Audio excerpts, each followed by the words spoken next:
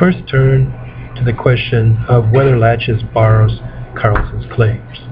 Laches is an equitable doctrine that prevents one who has not been diligent in asserting a known right from recovering at the expense of one who has been prejudiced by the delay. That's from Winters versus Kiffmeyer, Supreme Court 2002. When considering laches, we ask whether there has been such an unreasonable delay in asserting a known right, resulting in prejudice to others, as would make it inequitable to grant the relief prayed for. By the time Carlson filed this petition with this court, the 2012 election was complete, the results had been canvassed, declared, and certified, and an election certificate had been issued for the elected candidate, Representative McCollum. Carlson's claims, however, primarily challenge events that occurred before the date of the general election on November 6, 2012. Carlson nevertheless argues that laches should not bar his claims for two reasons. First, he asserts that his diligence must be assessed in light of the limitations period for an election contest.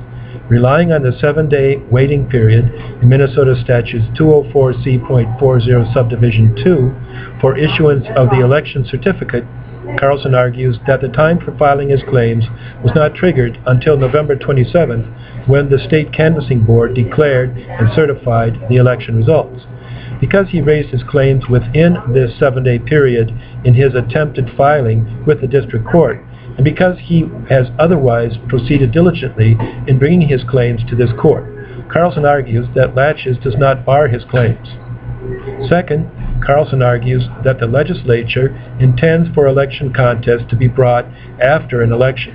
He relies on Minnesota Statutes 204B.44, which allows a challenge to, quote, wrongful acts which have occurred, and in particular, paragraph D of that statute, which allows a challenge to be made to any alleged wrongful conduct, omission, or error by one charged with any duty concerning an election.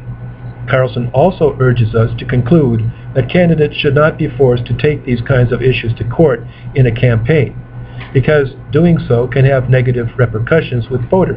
Neither reason that Carlson offers persuades us. With respect to Carlson's first argument, we have not previously used a statute of limitations analysis in elections contests, and we decline to do so in this case. In the context of election-related challenges, we focus not on a limitations period, but on whether a reasonable, valid excuse demonstrates that the petitioner could not have acted more expeditiously. This standard, which requires that petitioners act with reasonable diligence in asserting known rights, appropriately promotes certainty and the orderly administration of elections. For example, in Clark versus Palenti, we held that petitioners who sought, among other things, to challenge the designation of a judicial candidate as the incumbent delayed unreasonably by waiting approximately 7 weeks after the candidate's affidavit of candidacy was filed to assert their claim. More recently, we dismissed a petition seeking to strike a candidate from the primary ballot who allegedly did not reside in the district from which the election was sought, because the affidavit of candidacy showing the non-residency had been of record for 20 days before the petition was filed. These cases also confirm that, contrary to Carlson's second argument, petitioners cannot wait until after the elections are over to raise challenges that could have been addressed before the election. The very nature of matters implicating election laws and proceedings routinely requires expeditious consideration and disposition by courts, facing considerable time constraints imposed by the ballot preparation and distribution process. Our precedent focuses on when the petitioner became aware of his rights and whether he was reasonably diligent in pursuing those rights. Carlson admits that he was aware in 2010 of the DFL party principles with which he disagrees, and that underlie his first claim. Carlson does not indicate when he first became aware of the eligibility requirements for caucus participation that are set out in Minnesota Statutes 202A.16 Subdivision 2. But these requirements are in the statute and therefore are publicly available.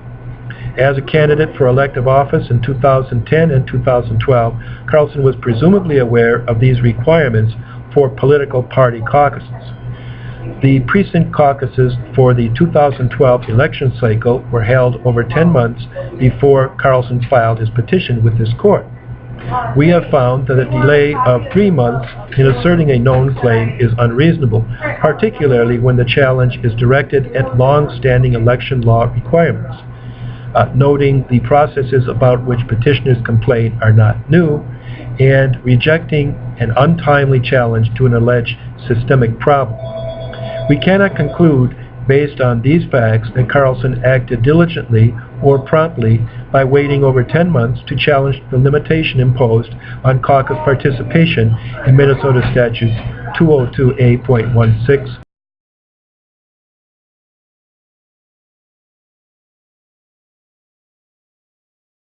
We conclude that Carlson unreasonably delayed bringing his second claim, which is based on allegations that the Secretary of State wrongfully withheld voter email addresses. Carlson admits that he was aware before the general election on November 6, 2012, that he did not receive voter email addresses with the public information list he purchased from the Secretary of State. Indeed, it was the absence of this information that led him to file a complaint in federal district court on October 30, 2012, asserting that this void violated his constitutional rights.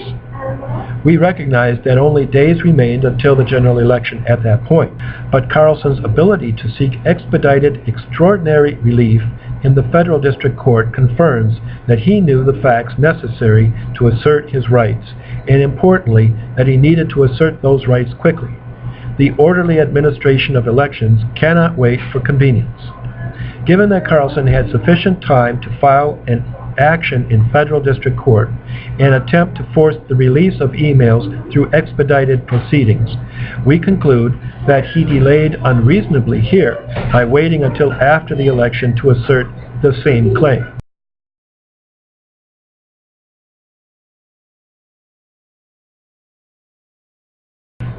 We reach a different conclusion with respect to Carlson's third claim, alleging that the district court improperly prevented him from filing an election contest.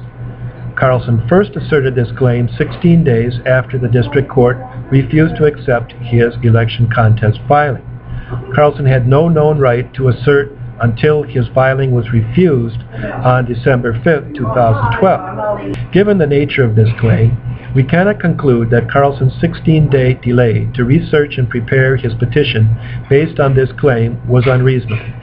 Because we have concluded that Carlson unreasonably delayed pursuing his first and second claims in his petition, our laches analysis requires that we consider the prejudice, if any, that would result if we granted relief on these claims.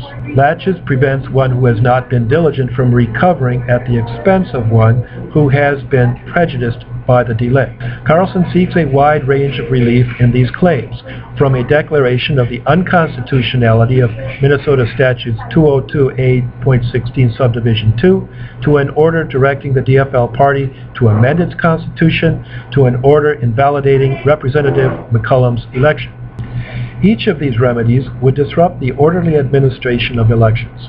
Carlson's request to vacate an election for which he concedes the vote count was accurate is unprecedented and would inflict substantial prejudice on Representative McCollum, the voters, state election officials, and the United States House of Representatives. And a precedent reads, given petitioners' unreasonable delay and balanced against the significant potential prejudice to respondents, to other officials, to the candidate, and potentially to other candidates, and to the electorate, we conclude that it would be inequitable to grant relief sought. Given Carlson's unreasonable delay, and in light of the substantial prejudice to the orderly administration of elections, it would be inequitable to excuse Carlson's delay and grant him relief on the first two claims of his petition. We therefore hold that laches bars the first two claims in Carlson's petition, and we dismiss these claims.